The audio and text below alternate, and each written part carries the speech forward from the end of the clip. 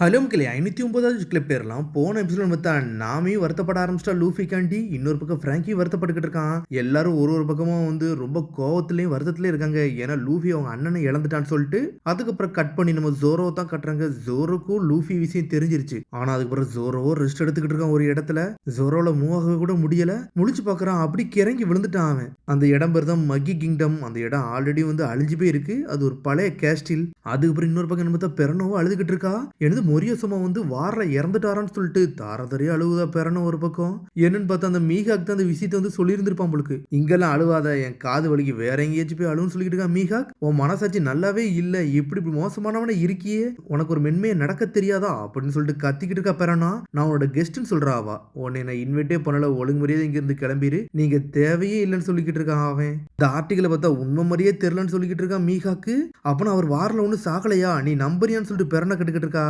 எனக்கு தெரியல அவன் உயிரோட இருப்பானா இல்லையான்னு சொல்லிட்டு ஏன் மெமரி படி அவன் உயிரோட தான் இருந்தான் அந்த பேட்டில் ஃபீல்டுலன்னு சொல்லிக்கிட்டு இருக்கான் அவன். அப்போ அவன் செத்துருக்க மாட்டான்னு சொல்லுவாருன்னு சொல்லிட்டு பெறனை கட்டுக்கிட்டு இருக்கான். ஆனா எனக்கு தெரியாதுன்னு சொல்றான் அவன். பேசிக்கிட்டே இருக்கிற நேரத்துல அங்கிருந்து நம்ம ஜோரோ வரான். டேய் முட்டாளு, நீ போய் படுக்க வேண்டியதானடா, இங்கே எதுக்கடா எஞ்சி வந்த, உனக்கு ஆல்ரெடி ஏகப்பட்ட அடிபட்டு இருக்கு, தேவையில்லாம எதுக்கடா நீ உன்னை புஷ் பண்றன்னு சொல்லிட்டு பெறனை கட்டுக்கிட்டு இருக்கா. பேபூன்ஸையும் உன்னால பீட் பண்ண முடியல, நீ சாகையா போறன்னு சொல்லிட்டு பெறனை கட்டுக்கிட்டு இருக்கா. வாயை மூடுன்னு சொல்லிட்டு கத்துறாம. இது உனக்கு தேவையில்லாத விஷயம் சொல்லிட்டு ஜோரோ முன்னாடி வரான். மீகாக்கு ஜோரோவும் சேர்ந்து பெறனோ மதிக்கவே மாட்டுக்காங்க. ஹாக்கைன்னு சொல்லிட்டு வேற லெவலில் நின்றுக்கிட்டு இருக்கான் அவன். எதுக்குடா ஏன் முன்னாடி நின்றுக்கிட்டு இருக்க, இவ்வளவு அடிபட்டு இருக்கு அப்படின்னு சொல்லிட்டு கேட்கறான் அவன். நீ தான் விஷயத்த சொன்ன, லூஃபிக்கு இப்படி ஒரு அசம்பாவிதம் நடந்துருச்சுன்னு சொல்லிட்டு என்னால எப்படி இங்க இருக்க முடியும், நான் இங்க இருந்து போகணும்னு சொல்லிக்கிட்டு இருக்கான் அவன். பார்த்தா அந்த சொன்ன விஷயத்தை எடுத்து யோசிச்சு பார்த்துக்கிட்டு இருக்கான். அவங்க அண்ணன் அவன் கண்ணு முன்னாடியே இறந்துட்டான்டான்னு சொன்ன விஷயத்தை தான் இப்போ ஜோரோ யோசிச்சு பார்க்கறான். இப்போ லூஃபி கூட நான் இருக்கணும், அவன் இப்போ எங்க இருக்கான்னு சொல்லிட்டு கத்துறான் அவன். எனக்கு என்னதெல்லாம் தெரிஞ்சு அதை தாண்டா சொன்னேன், நான் கடைசி அவனை பேட்டில் ஃபீல்ட்ல தான் பார்த்தேன், வேற எங்கேயும் பார்க்கலன்னு சொல்றான் அவன். அப்படியா, சரி நீ மன்னிச்சிருன்னு சொல்லிட்டு நடந்து போய்கிட்டே இருக்கான் ஜோரோ. நீ எங்கடா வெளியே போற, அங்க ஏகப்பட்ட பேபூன்ஸ் எல்லாம் இருக்குடா, அந்த கடல்ல உன்னால கடந்தெல்லாம் போக முடியாது, நீ இறந்துருன்னு சொல்றா பேரனா. டேய் கேஸ்டிலோட வெஸ்ட் சைட்ல ஒரு குட்டி போட் இருக்கு, வேணா நீ அதை எடுத்துக்கோன்னு சொல்றான் ஒரு பக்கம் மீகாக். ரொம்ப நன்றின்னு சொல்றான். ஜோரோ நொண்டி நொண்டி நடந்து போக ஆரம்பிச்சிட்டான் ஒரு பக்கம். உன்னை பத்தில நீ எது கவலைப்படவே இல்லை, உன்னை எல்லாம் காப்பாத்த போறதுன்னு சொல்லிட்டு பெரனோவா கத்திக்கிட்டு இருக்கா. இங்க ஜோரோ ஒரு இடத்துல நடந்து போய்கிட்டு இருக்கான். டேய் லூஃபி இருடா, உன்னை தேடி நான் வாரேன், உனக்கு சத்தியம் பண்ணி கொடுத்தோம்ல, என்ன நடந்தாலும் உன்னை தேடி வருவேன்னு சொல்றான். ஆனா அதுக்குள்ள பார்த்தா பேபூன்ஸ் எல்லாம் பாஞ்சு அட்டாக் பண்ண ஆரம்பிக்க திரும்பி ஜோரோவை. கைஸ் உங்களை பத்தி எனக்கு தெரியும்டா, நீங்க இவ்வளவு ஈஸியால நீ போக மாட்டீங்கன்னு சொல்லிட்டு அப்படின்னு சொல்லிட்டு பாக்குறான். பார்த்தா ஒரு 50-40 வந்துருச்சு, ஸ்ட்ரெயிட்டா ஜோரோ நோக்கி அட்டாக் பண்ண வருது. இது என்னோட சாட்லான்னு சொல்லிட்டு பாக்குறான். டிராகன் ட்விஸ்ட்னு சொல்லிட்டு ஜோரோ எதெல்லாம் செய்வானோ அதையே செஞ்சு பற கொடுத்தாங்க. இது என்னோட 3 சோட் ஸ்டைல்லடா, இதே புட்ரா இப்படி போட்டுதானு சொல்லிட்டு ஜோரோ ஷாக் ஆகுறான். போட்டு உடஞ்சு துண்டு துண்டா போயிருச்சு. என்னோட இது மெத்தட் எப்படியா நீங்க காப்பி பண்ணீங்க, யாரா நீங்கன்னு சொல்லிட்டு ஜோரோ மிரண்டுட்டான். இங்க கட் பண்ணி இங்க பெறனோ தான் காமிச்சுக்கிட்டு இருக்காங்க. நான் இவ்வளவு இவனுக்கு செஞ்சு இவன் என்னை மதிக்காம வெளியே போயிட்டானு சொல்லிட்டு அவ கத்திக்கிட்டு இருக்கா. இனிமேல் இவனை நான் பார்க்கவே மாட்டேன், இவன் சாகட்டும்னு சொல்றாவா. பெறனா, நீ அவனை பத்தி கவலைப்பட்டினா எதுக்கு நீ ரோரோனோ போய் கொஞ்சம் செக் பண்ணக்கூடாதுன்னு சொல்லிட்டு மீகா கிடக்கிட்டு இருக்கான். அவனை பத்தி நான் இது கவலைப்பட போறேன், அவன் என்னமோ ஆகட்டும்னு சொல்லிக்கிட்டு இருக்காவா. ஆமா நீ மட்டும் போனா அவன் சாகத்தான் போறான்னு சொல்லிட்டு இருக்கா மீகா. இந்த இடத்துக்கு வரும்போது அவனுக்கு ஆல்ரெடி அடிபட்டு இருந்துருச்சு. அது மாதிரி இந்த பேபன் கூட அவனால சண்டை போடவே முடியாது, அவன் கண்டிப்பா தோத்து போவான்னு சொல்லிட்டு பெறனோ நம்ம ஜோரோ தேடி வேகமா வாரா. பார்த்தா அவ ரொம்ப மென்மையானவளா இருக்கா பெறனோ, வேற லெவல் பண்றா. இந்த மனசாட்சி இல்லாத ஹாக்கை கூட இருக்கிறதுக்கு நான் அந்த ரோரோனோ கூடவே இருக்கலாம்னு சொல்லிட்டு வாரன்னு சொல்லிட்டு பறந்து வந்துகிட்டு இருக்காவா. இப்படி பழச யோசிச்சு பாக்குறான். முதல்ல மீகா கூட ஜோரோ சண்டை போட்டத அந்த சமயத்துல இவன் வேற லெவல் ஆளா இருந்தானடா. அந்த அடிபட்டும் நெஞ்சில காயத்தை வகனாடா, இவன் வேற லெவல் ஆளுதான்னு சொல்லிட்டு அப்பமே மீகாக் பேசி இருந்திருப்பான். அதைத்தான் யோசிச்சு பாத்துக்கிட்டு இருக்கான் ஒரு பக்கம். டே ரோரோனோ நீ உயிரோட இருக்கேன்னு சொல்லிட்டு பெறனோ கத்திக்கிட்டு இருக்கா. பார்த்தா ஜோரோ இருக்க இடத்தையே காணோம். என்னன்னு பார்த்தா ஜோரோவும் பேபூன்ஸும் சண்டை போட்டுக்கிட்டு இருக்கு. ஆனா ஒவ்வொன்னையும் அடிச்சு பற கொடுக்கிட்டு இருக்கான். நெஞ்சில காயம் வருது. ஆனா என்ன பார்த்தா எச்சு தடவி நெஞ்சில தடவிக்கிட்டு இருக்காது. ஜோரோட அட்டாக்லாம் நக்கல் பண்ணிக்கிட்டு இருக்க, மதிக்கவே மாட்டுக்கு. இதுகளை முட்டாளாக்கிட்டு என்னால வெளியே போக முடியாது, இதுகளை கதையை முடிக்காம என்னாலங்கிறது தாண்டி போக முடியாது, நான் கடலுக்கு போக முடியாதுன்னு சொல்லிட்டு ஜோரோவா பாத்துக்கிட்டு இருக்கான்.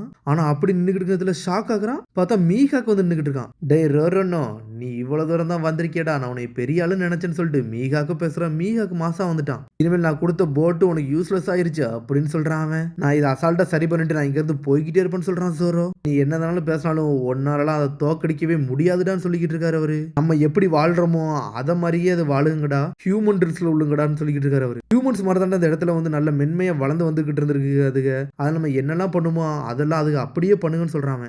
7 வருஷத்துக்கு முன்னாடி இந்த இடத்துல பெரிய வாரே நடந்திருக்குடா. இந்த ஐலாண்டுக்கு நான் எப்போ வந்தனோ அப்ப புகையும் ஏகப்பட்ட ரத்தம் மட்டும் தான்டா இருந்துச்சு, வேற எதுவுமே இல்ல, டெட் பாடிஸ் தான் இருந்துச்சுன்னு சொல்லிக்கிட்டு இருக்காம.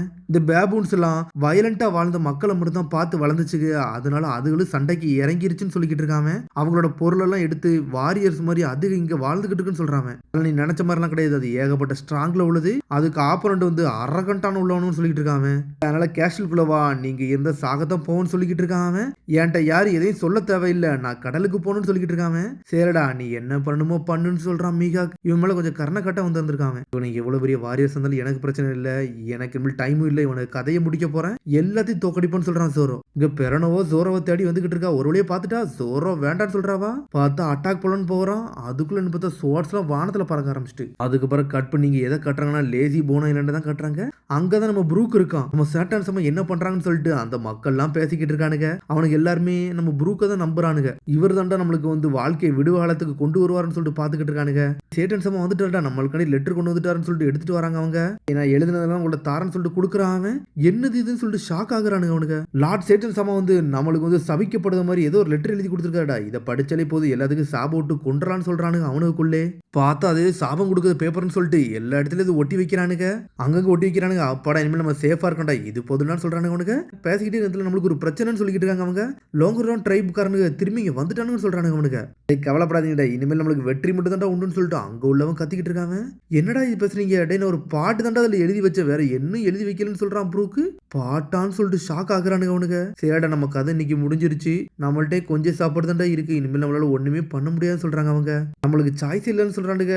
டேய் உங்களுக்கு ஒரு சாய்ஸ் இருக்குன்னு சொல்லிட்டு முன்னாடி வரான். நான் சொல்ற பாட்டை மட்டும் தெளிவா கேளுங்கன்னு சொல்றான் அவன். சடனா பாட்டு படிக்க ஆரம்பிச்சிட்டான் ப்ரூக்கு. சடனா அவன் போடுறது மியூசிக்னால அவனுங்களுக்கு ஃபுல்லா ஏகப்பட்ட எனர்ஜி வருது. இதுல ஒரு பக்கம் என்பது அந்த ட்ரைப்ஸ் காரனுக்கு வர 3 பேர் அங்கிருந்து நடந்து வரானுங்க. யாரா நீங்கன்னு சொல்லிட்டு கேட்கறான். பார்த்தா இவன் பாட்டு போட்டு அடுத்த செகண்ட் எல்லாவனுக்குமே சண்டை போடணும்னு சொல்லிட்டு ஒரு எனர்ஜி வந்துருச்சு. டே இனிமேல் நாங்க எதுக்கு பயப்பட போறதில்ல, எங்களை நாங்களே ப்ரொடெக்ட் பண்ண போறோம்னு சொல்லிட்டு மாசா நிக்கிறானுங்க. பார்த்தா அவனுக்குள்ளே மாத்தி மாத்தி சண்டை நடக்கு. பார்த்தா இவனுக்கு எல்லாத்தையும் அடிச்சு நொறுக்கிட்டானுங்க. அவனுங்களே வந்து அவங்கள கைப்பற்றிட்டாங்க.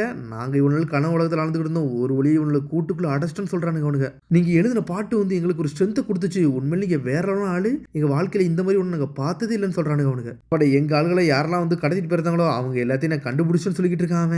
எப்பவுமே உங்களுக்கு நீங்க தாண்டா சண்டை பண்ணும், உங்களுக்கு வேற யாரும் வரப்போறது இல்ல, அதனால எப்பவுமே தைரியமா உங்களுக்கு நீங்களே வாழ்ந்துக்கோங்கன்னு சொல்றான் ப்ரூக். நீங்க உண்மையிலே இன்ஸ்பயர் ஆன ஆளா இருக்கீங்க, வேற லெவல்னு சொல்றானுங்க அவனுக்கு. தேங்க்யூ சைட்டான் சமான்னு சொல்றாங்க. லூஃபி கொஞ்சம் வெயிட் பண்றா, உன்னோட நியூஸை பத்தி எனக்கு எல்லாம் தெரிஞ்சிருச்சுடா, உனக்காண்டி நான் வந்தே தீருவேன்டா, உனக்காண்டி நான் பாட்டு படிச்சு உனக்கு நான் ஒரு ஆறுதலா இருப்பேன்னு சொல்றாங்க. பார்த்தா அந்த கூண்டுக்குள்ள இருக்கவனுக்கு என்னெல்லாமோ பேசிக்கிட்டு இருக்கானுங்க. லோக்ராம் ட்ரைப்ஸ் உங்களை யாரையும் விட போறதுன்னு சொல்லிட்டு அங்க உள்ள தலைமை பேசிக்கிட்டு இருக்கான். டேய் அப்படிலாம் செய்யக்கூடாதுடா அப்படின்னு சொல்லிட்டு ப்ரூக் ஏதோ ஒரு கதையை ஆரம்பிக்கிறான். பார்த்தா ப்ரூக் அவங்களை விடுங்கன்னு சொல்லி இருந்திருக்கான். அவனை கூட டெவில் கான்ட்ராக்டை போட்டிருக்கான்டா, அதனால நீங்க எதுக்கு கவலைப்படாதீங்க, இவனுக்கு மட்டும் ப்ராமிஸை மட்டும் ப்ரோக் பண்ணானுங்கன்னா, இந்த ஊரை திரும்பி அசம்பாவிதம் பண்ண வந்தானுங்கன்னா இவனோட மனசை உடச்சி எடுத்துருவேன்டா, இவங்களை சாப்பிட்டுருன்னு சொல்லியிருக்கான் ப்ரூக்கு. சார் இனிமேல் இந்த ஊருக்கு எனக்கு வரமாட்டோம், எங்களை விட்டுருங்கன்னு சொல்லிட்டு பயப்பட ஆரம்பிச்சிட்டானுங்க அவனுங்க. உங்களால் இனிமேல் இந்த ஊருக்கு ஏதாச்சும் பிரச்சனை வந்துச்சுன்னா உங்க கதையை முடிச்சிருவேன், உங்க கையை உடைச்சு உங்க கையிலேயே கொடுத்துருன்னு சொல்றான். ப்ரூக்கு பேசினதை பார்த்துட்டே பயந்துட்டானுங்க அவனுங்க. ஆனா என்னன்னு பார்த்தா ப்ரூக்கை கெட்டி தூக்கிட்டு போயிட்டானுங்க.